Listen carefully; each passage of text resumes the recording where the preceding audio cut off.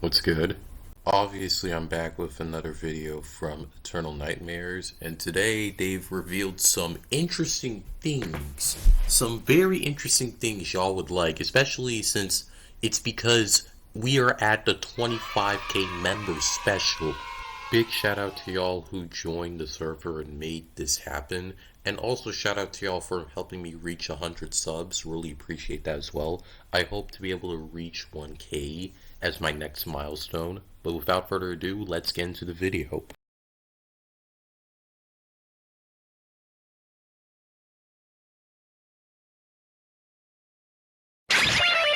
Alright people, so the first thing that we got, and disclaimer, this is not part of the 25k special, but we actually got some gameplay footage. Yes, you heard me, gameplay, so please take a look.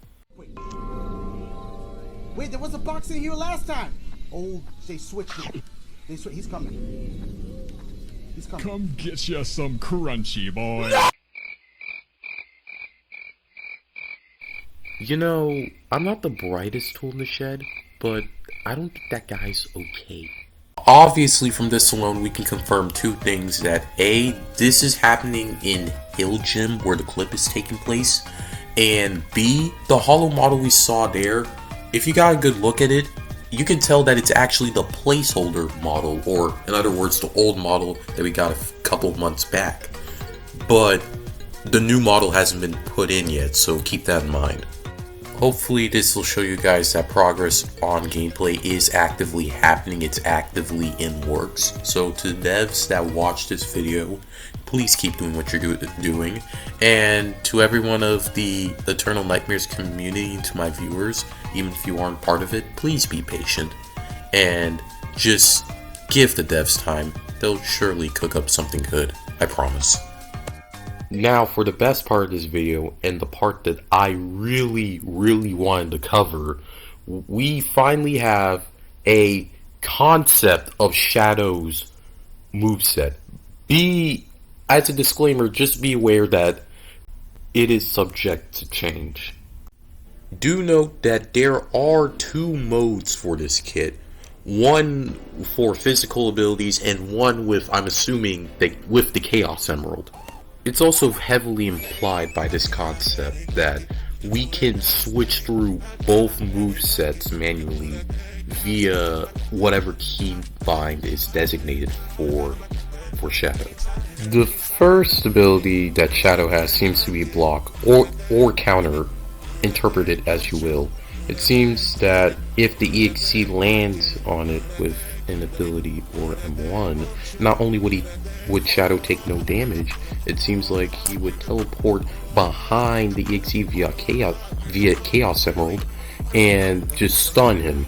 An ability for Shadow's first kit is a high spin kick, which he just basically dashes at the EXE, and probably just imagine him doing some sort of literal spin, and then hits the EXE, which sends them far back. And looking at the EXE with swirly eyes, he probably stunned him for a very long period of time, longer at the very least than his block move. The final thing that we have here is just an air dash. Pretty self-explanatory, but here's the thing.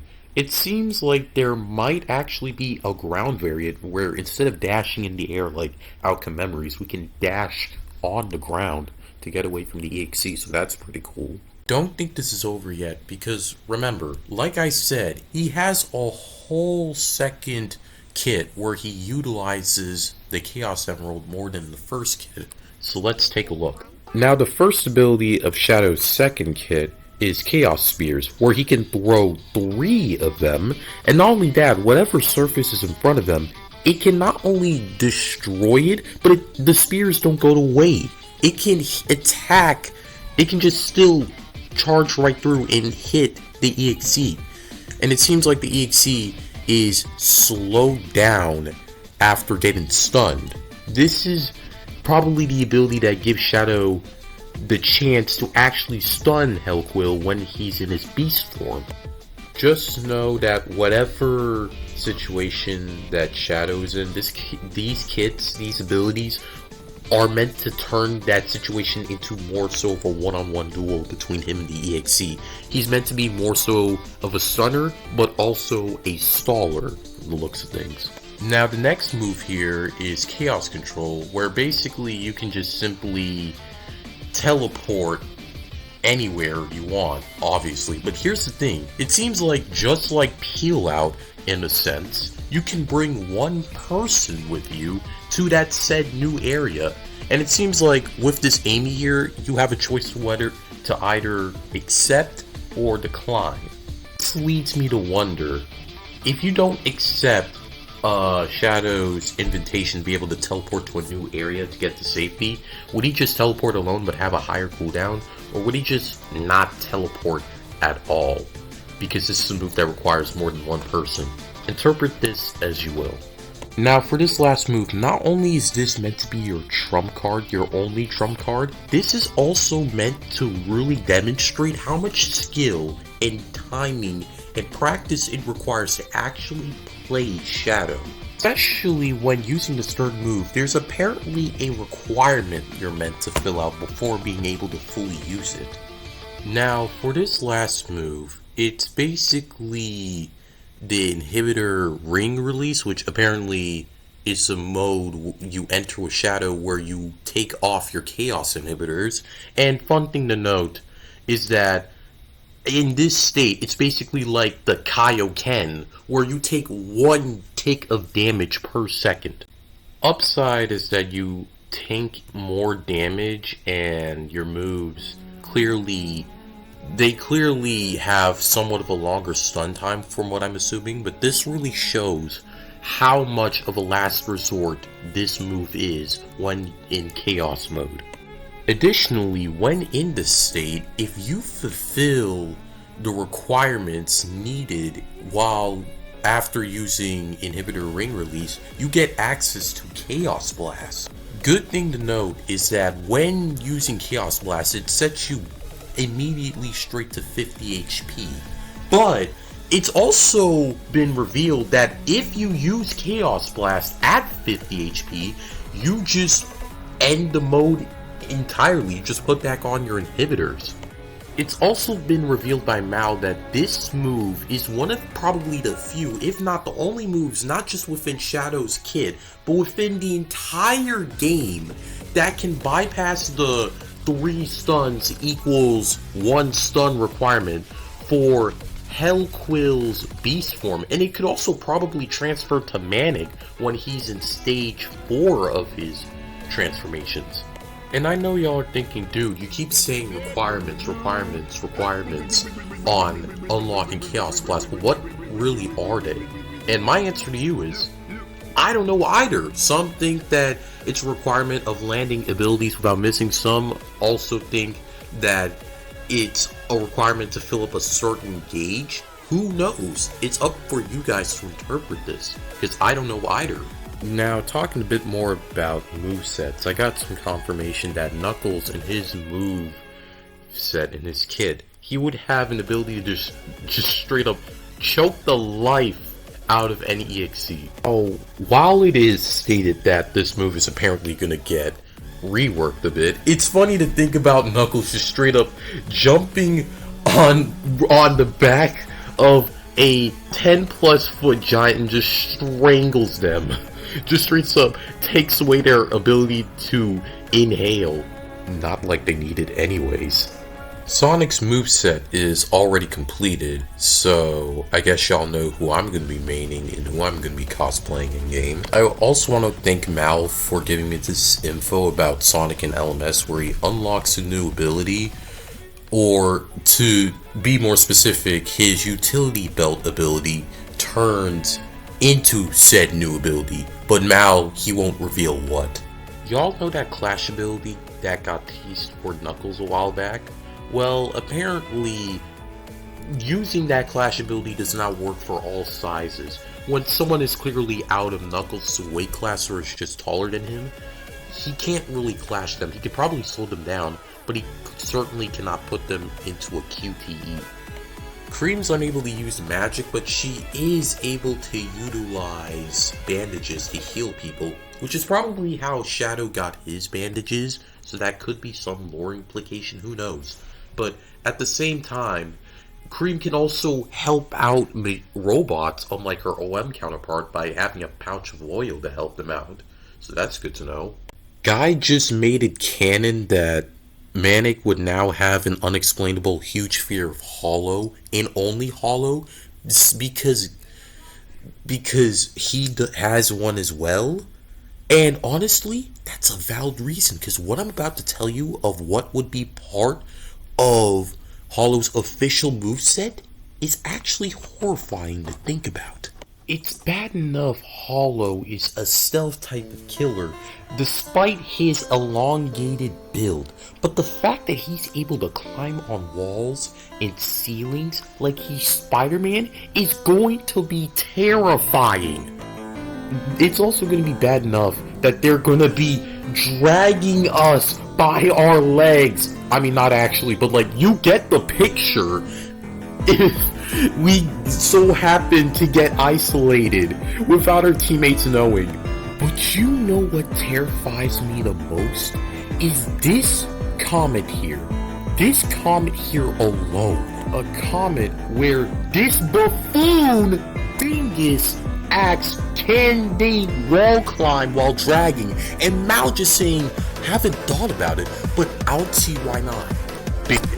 Bingus, I swear, if you're watching this video, if Mal just so happens to just greenlight your little innocent suggestion, your little recommendation, and this actually happens to me in game, just know, buddy, it's gonna be on site. It's going to be on site when I'm EXE. Understand that. Now, we're not out of the woods just yet, because apparently Hollow is some sort of a stalker as well, which is pretty much obvious. But it seems like he gains benefits from watching us, not even attacking us, just observing.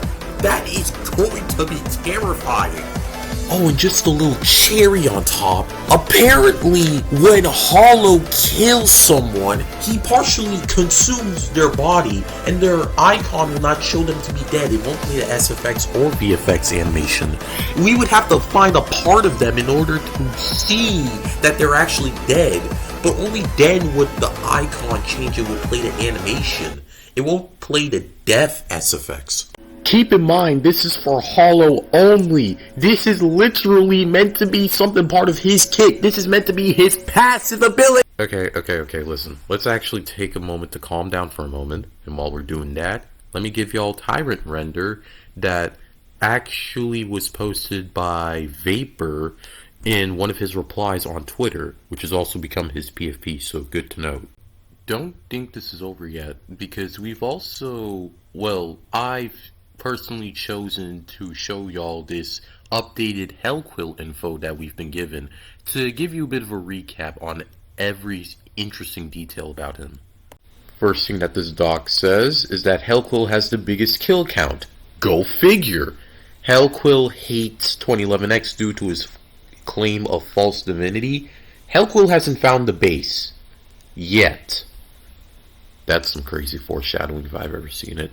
Hellquil possessing a Mobian corpse, that's pretty much obvious.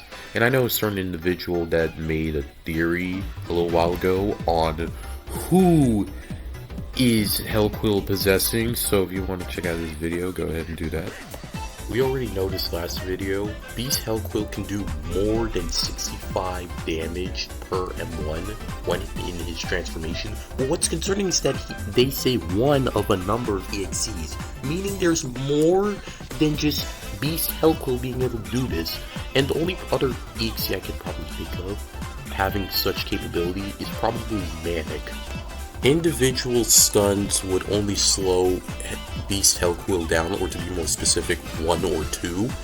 And it'll take 3 stuns in 2-second time period to count as a single stun while in beast form. And while we know of this information not being confirmed but heavily implied, the only 3 survivors that can realistically stun Hellquil while he's in his beast form is Eiderton Shadow, Mecha, and Tyrant. And to end this off with arguably the most crucial information is that beast form Hellquil is permanent. Meaning once he transforms into his beast form, he cannot get out of it. There's no time limit. He cannot choose to go back to his original form. He's going to be stuck like that for the entire duration of his round. At least with this horrifying information out of the way, we can actually focus on a new topic now, such as Blaze's LMS, which is sadly scrapped, but if you want to listen to it, the link is in the description down below. Side note here, Danix revealed today that Vector's, Amy's, Cream's, Eggman's, and Tails, Knuckles, and Shadow's LMSs are getting released after certain someone's LMS, Eggman's and Tails getting remade, because, scrapped. Although, I'm not sure whether this is going to be in chronological order the way he placed it or not. And speaking of that certain someone's LMS, we finally have Big's LMS along with some renders from his visualizer.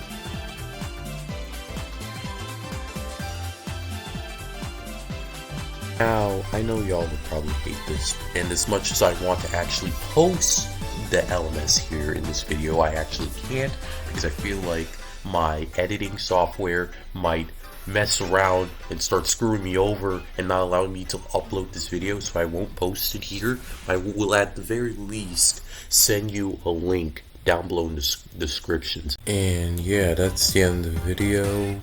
This is the next day and the new transmission has came out already. I'll be making sure to cover that in the next video. Until then, please make sure to like and subscribe, turn on the notification bell to be notified for more videos like these, and I'll see you guys in my next transmission video. Bye.